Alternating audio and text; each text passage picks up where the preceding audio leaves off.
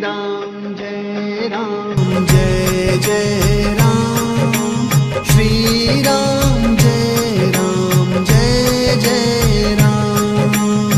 पूरे विश्व में भारत को विश्व गुरु के तौर पर देखा जा रहा है और शायद यही वजह है कि भारत की संस्कार और संस्कृति की व्याख्या जो है पूरे विश्व में सुनाई दे रही है। जब हम बात करते हैं धर्म और अध्यात्म की, तो धर्म और अध्यात्म के जगत में संत संजीवनी की भूमिका निभा रहे हैं। राष्ट्र में एक ऐसे ही संत हैं जिन्होंने लगातार मलुक पीठाधीश्वर होने के नाते धर्म और अध्यात्म की पताका को लहराया है। हम बात कर रहे हैं राजेंद्र दास जी महाराज की।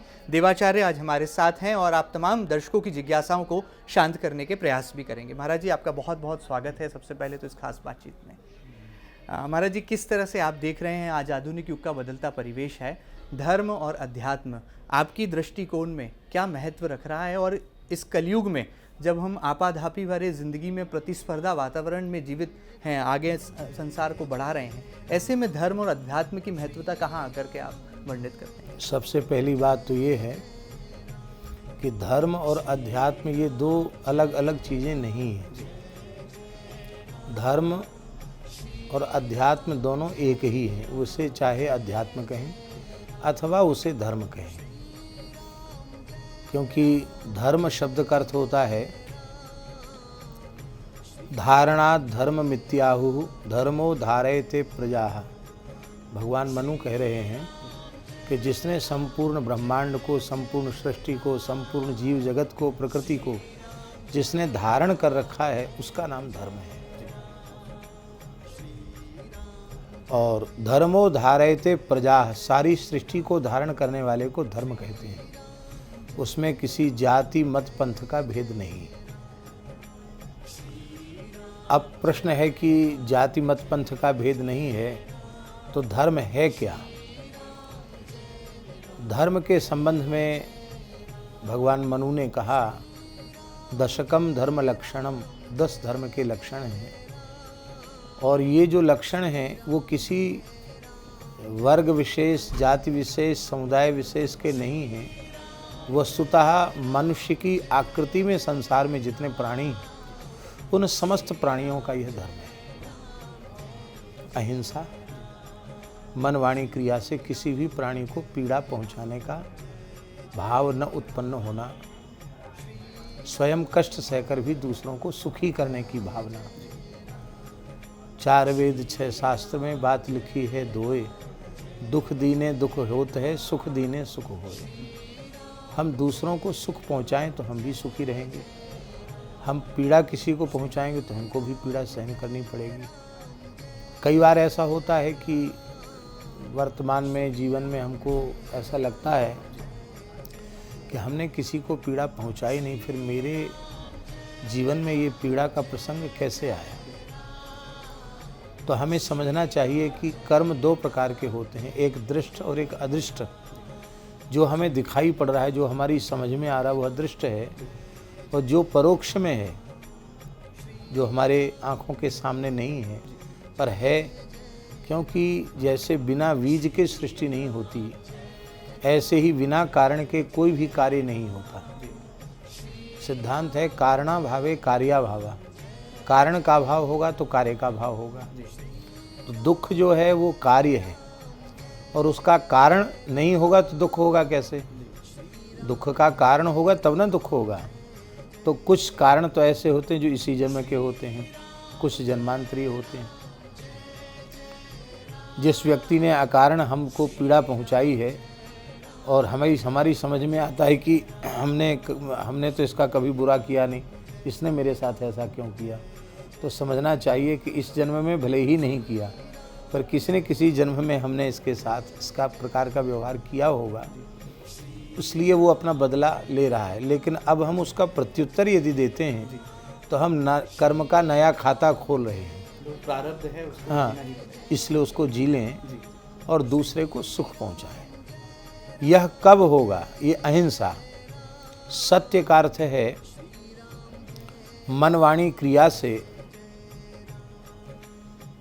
जो तथ्य है, यथार्थ है, उसी को स्वीकार करना और उसी का अपने व्यवहार से, अपनी वाणी से प्रकाशन करना। उसे सत्य कहते हैं। सत्य उसको कहते हैं जो किसी काल में किसी अवस्था में बदले नहीं, उसको सत्य कहते हैं। जो बदल जाए वो सत्य नहीं है। अस्तेय, किसी भी व्यक्ति की चोरी नहीं करना। चोरी करना एक मोटी बात है।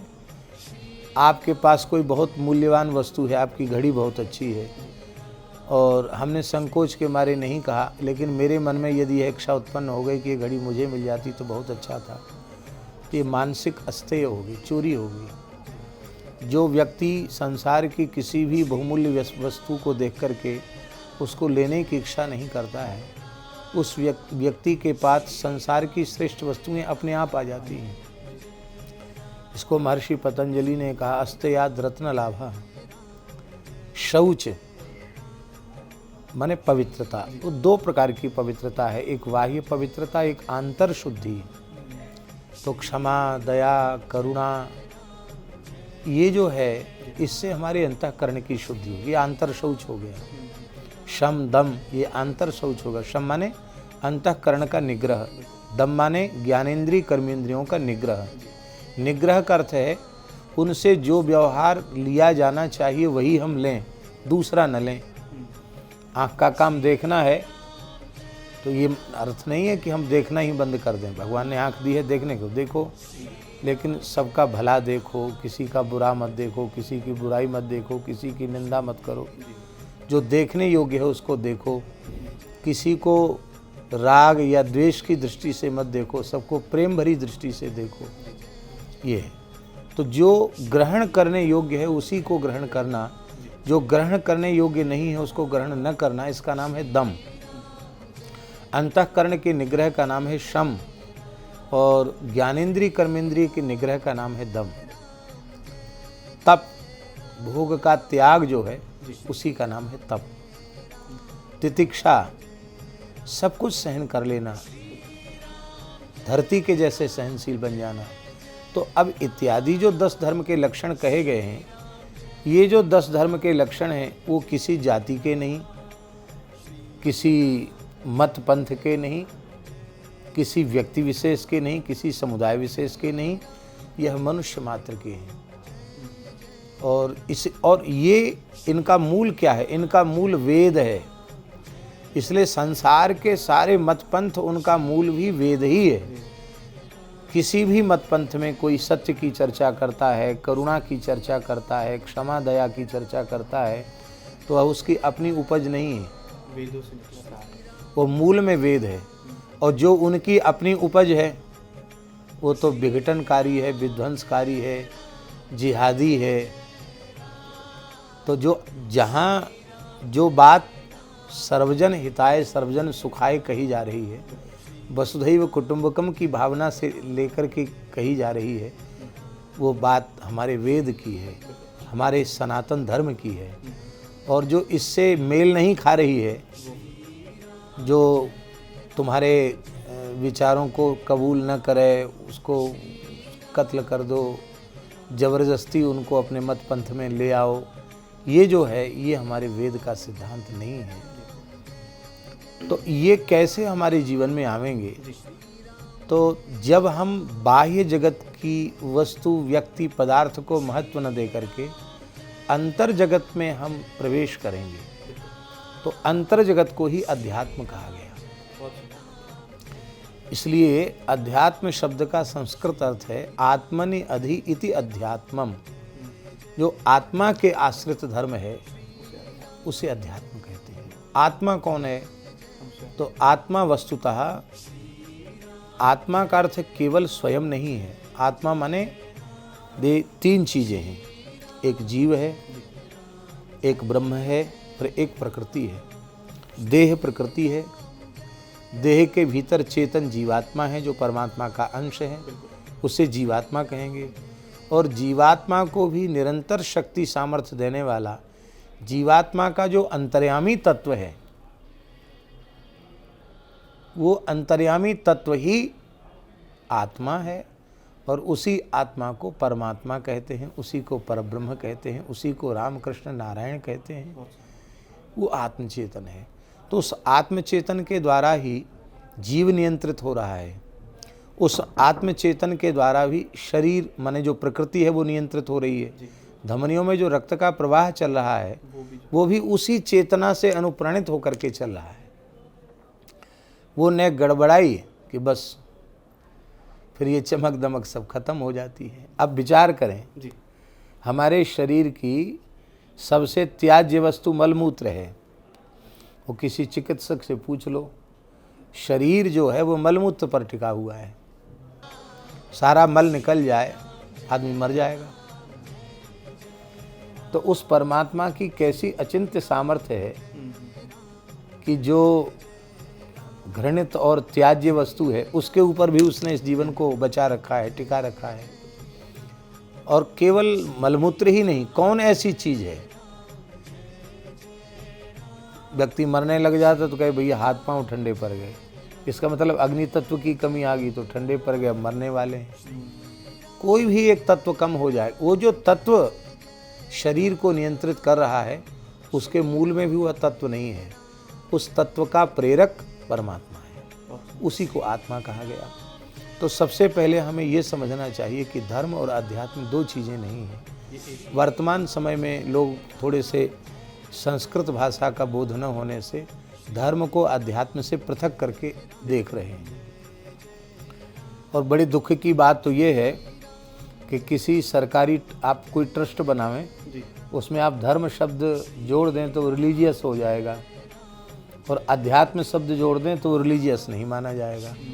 इसका मतलब है कि वो लोग भी धर्म और अध्यात्म दोनों को अलग अलग करके देख रहे हैं, लेकिन ये वस्तुतः अलग अलग नहीं है, एक ही है।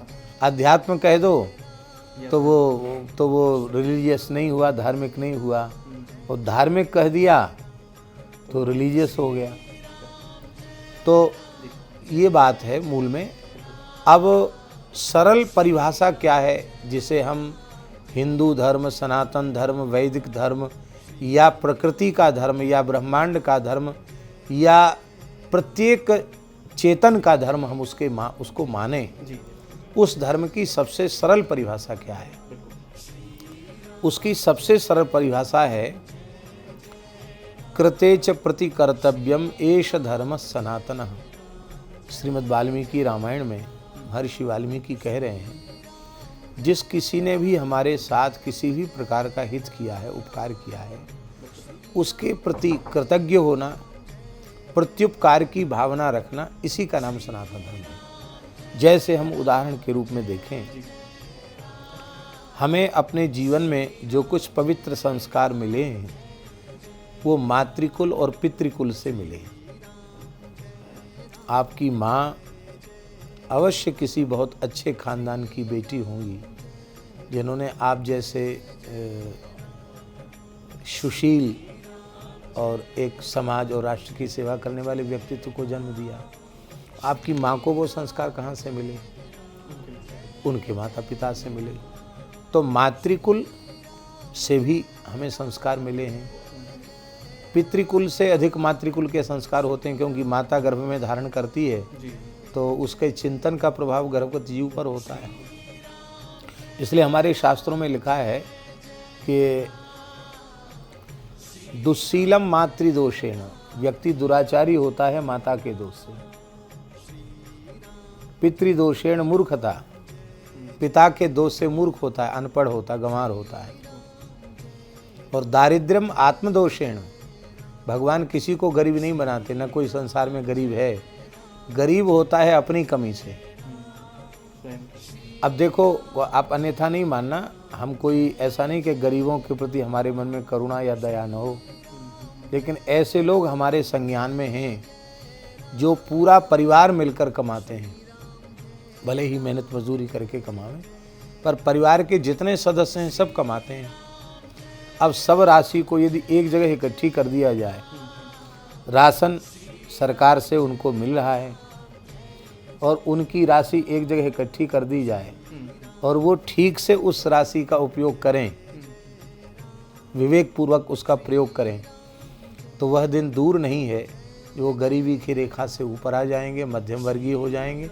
अब फिर वह दिन भी दूर नहीं है जब वे समाज में एक श्रीमंत की भूमिका में आ सकते हैं। लेकिन अब दिन भर मेहनत करना है, शाम को गंदी चीज़ पी लेना है, गंदी चीज़ खा लेना है, जुआ खेल लेना है या सट्टा खेल लेना है। तो अब गरीबी किसके, भगवान की कमी से हुई कि अपनी कमी से हुई? तो दारिद्र्यम आत्मदोषेण, अपने दोष से ही मनुष्य दरिद्र है। भगवान ने किसी को दरिद्र नहीं बनाया। कर्म का फल उन्हें भोगना। हाँ जी, तो ये बात है, धर्म और अध्यात्म दो चीज़ें नहीं हैं। इसलिए माता पिता की सेवा करना, माता पिता की आज्ञा का पालन करना और उनके देह त्याग के अनंतर शास्त्रीय विधि से उनकी अंत्येष्टि आदि करना, उनके लिए श्राद्ध तर्पण आदि करना, ये सनातन धर्म। महाराज जी, हाल ही में आप अयोध्या रामलला की नगरी से लौटे हैं। किस तरह का वो पवित्र अनुभव रहा आपके जीवन में, और आपको लगा कि धर्म के क्षेत्र में, जागरण के क्षेत्र में लगातार निरंतर आप काम करते हैं, समाज को जगा रहे हैं, तो वाकई में क्या भारत ने एक ऐसा अनुपम उदाहरण पूरी दुनिया, पूरे विश्व के सम्मुख रखा है, राम मंदिर निर्माण और राम जन्मभूमि तीर्थ की लड़ाई, संघर्ष को खत्म करके? अब ये प्रश्न तो बड़ा जटिल है और इसका जितना भी विस्तृत उत्तर दिया जाए उतना भी कम है। बाकी सच्ची बात यह है कि जिस काल में देश में वह दुर्भाग्य का क्षण आया कि हमारे आराध्य और मनुष्य मात्र के लिए आदर्श प्रभु श्री राम की पवित्र जन्मभूमि को ध्वस्त करके वहाँ एक विवादित ढांचा तैयार कर दिया गया, उस काल में भी यदि हिंदू शक्ति संगठित होती, सभी राजा महाराजा संगठित होते और संगठित होकर यदि प्रयास करते, तो वह कलंक, पहली बात तो कलंक आरोपित ही नहीं होता, और आरोपित हो भी गया था तो वो इतने लंबे समय तक टिक नहीं सकता था। लेकिन हमारी आपसी फूट, संगठन का अभाव और षड्यंत्रकारियों के द्वारा हमारे समाज को बांटा जाना, उनमें भेदभाव पैदा कर देना, वह एक कारण रहा। फिर देश स्वतंत्र हुआ, तो देश स्वतंत्र होने के बाद अत्यंत दुर्भाग्य का क्षण आया कि जैसे बनी बनाई खीर में कोई मिट्टी का तेल डाल दे तो खीर का फिर चाहे जितनी बढ़िया खीर हो उसका स्वाद नहीं रह जाता है। ऐसे ही भारत की धरती के विभाजन से भारतीय स्वतंत्रता स्वादहीन हो गई। कथनचित दुर्भाग्य से विभाजन हो ही गया था और वह विभाजन धर्म के आधार पर हुआ था। धर्म के आधार पर तो हुआ था, तो उत्तम पक्ष यह था कि उस धर्म के अनुयायी लोगों को सबको वहाँ भेज देना चाहिए था। वहाँ से जो हमारे अपने वैदिक सनातन धर्माश्रयी हैं उनको यहाँ आदरपूर्वक रखना चाहिए था। लेकिन आज स्थिति ये है, इस देश में रहने वाले लोग, इस देश का दाना पानी खाने वाले लोग और इस देश में अपने को अल्पसंख्यक मानते हुए भी बहुसंख्यकों से अधिक सुख सुविधा प्राप्त करने वाले लोग आज विभाजित देश से अधिक संख्या में यहाँ हैं और भगवान करे उनको सद्बुद्धि आवे, उनमें राष्ट्रभक्ति उत्पन्न हो। हम तो कई बार बड़े चिंतित और व्यथित होते हैं कि हिंदुओं की संख्या निरंतर घटती चली जा रही है, तो कहीं ऐसा दुर्भाग्य का क्षण फिर ना आ जाए।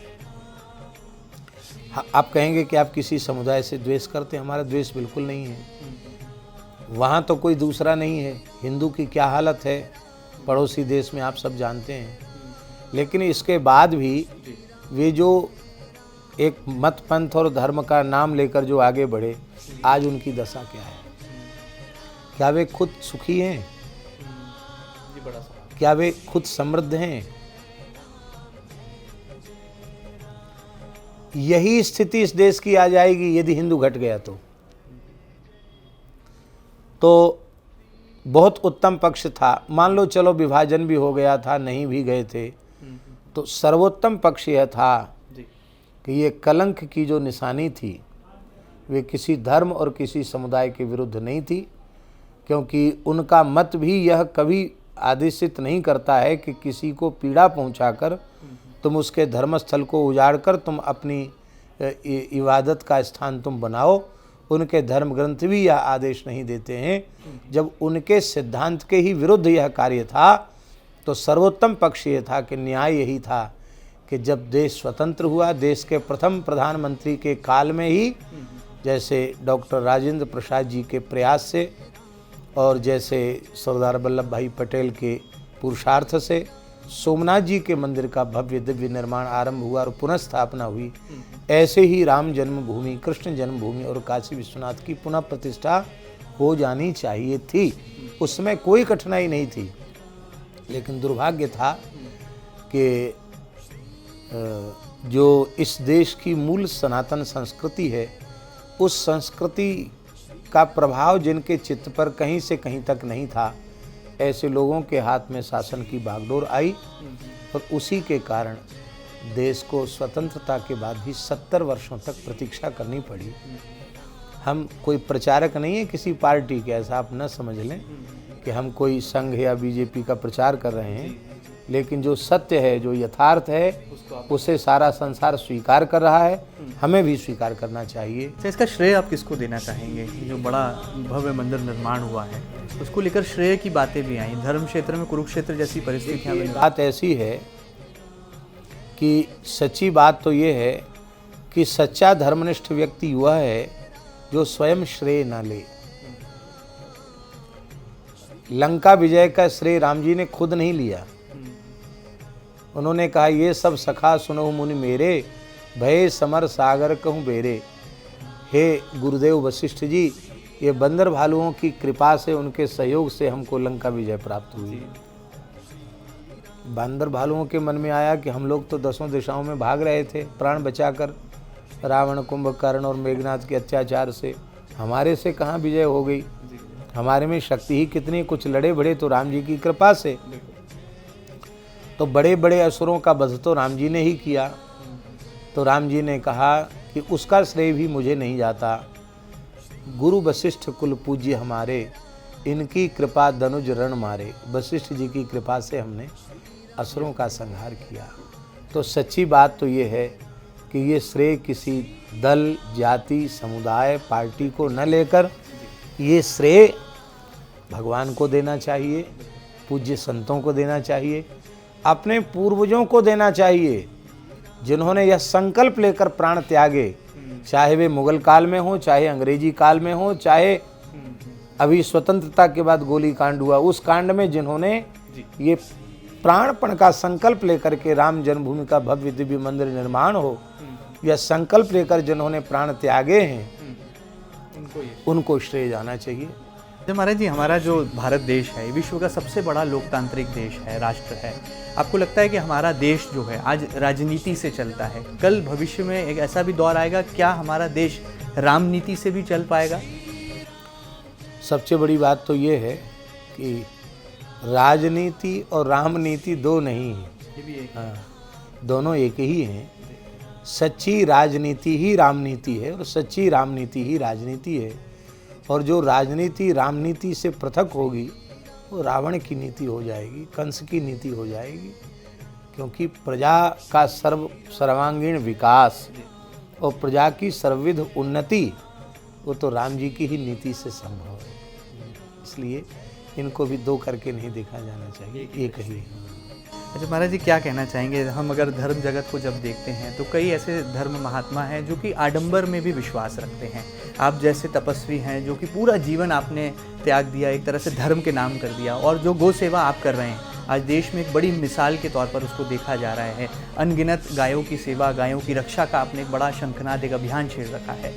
और चूँकि मध्य प्रदेश के चित्रकूट ज़िले में ही आपका जन्म हुआ, वहाँ से फिर वृंदावन पहुँचे और धर्म की पीठ पर आज नेतृत्व कर रहे हैं, साधु महात्माओं को एक दिशा निर्देशन दे रहे हैं। कैसे देखते हैं इस दौर को, इस परिवर्तन?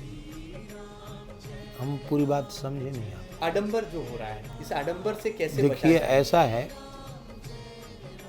कि सबसे पहली बात तो हमें यह दृष्टि प्राप्त होनी चाहिए जिससे हम आडंबर को समझ सकें, पहचान सकें। वो दृष्टि हमें कैसे प्राप्त होगी?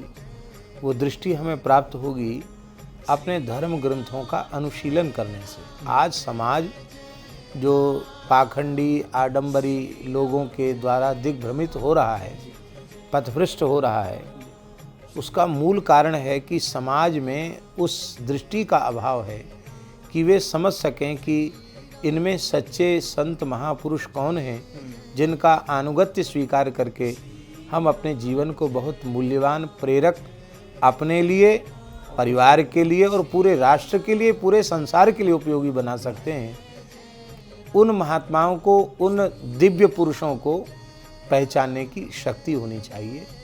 और वो शक्ति तब आएगी जब हम श्रीमद् भगवद गीता, श्रीमद् रामायण, श्रीमद् रामचरितमानस, श्रीमद् भागवत जैसे हमारे जो पवित्र ग्रंथ हैं, उन ग्रंथों का गंभीर चिंतन हम करेंगे, साधु संग, सत्संग करेंगे तो हमको वह दृष्टि प्राप्त हो जाएगी। फिर आप ठगे नहीं जाएंगे। अच्छा, युवाओं को आप क्या कहना चाहेंगे? आज के युवा को, आज का भारत का जो नौजवान है, ये भावी भारत को जो है गढ़ने वाला है, नेतृत्व करने वाला है, किस तरह से आपको लगता है कि धर्म की पताकाएं लहराती रहें और नौजवान युवा पीढ़ी सही दिशा में भारत को विश्वगुरु बनाने की तरफ रफ्तार बढ़ती रहे? आज जो युवा समाज दिग्भ्रमित हो रहा है, उसमें वह बेचारे दोषी नहीं हैं। वे दया के पात्र हैं, करुणा के पात्र हैं।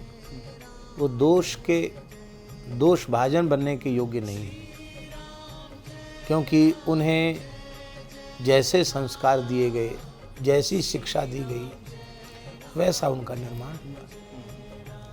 तो वो संस्कार और शिक्षा किसने दी? वो हमने दी। तो हम यही कहेंगे कि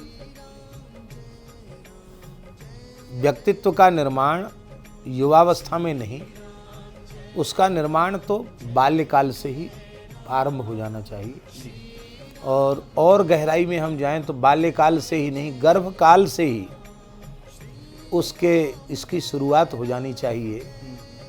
और इस प्रकार की शुरुआत होगी तो निश्चित इस देश में ध्रुव प्रहलाद प्रकट होंगे और फिर कोई ऐसा युवा नहीं होगा जिसके बारे में कह सुन के सोच के हमको नीचा सिर करना पड़े। ऐसा कोई युवा नहीं होगा। अभी भी जो युवा वर्ग है, उस युवा वर्ग को किंचित संस्कार युक्त शिक्षा दे करके और उनके अंतःकरण को बदला जा सकता है। आज के युवा को आप कैसा देखना चाहते हैं भविष्य में? वो श्री कृष्ण जैसा हो या प्रभु मर्यादा पुरुषोत्तम भगवान श्री राम जैसा हो?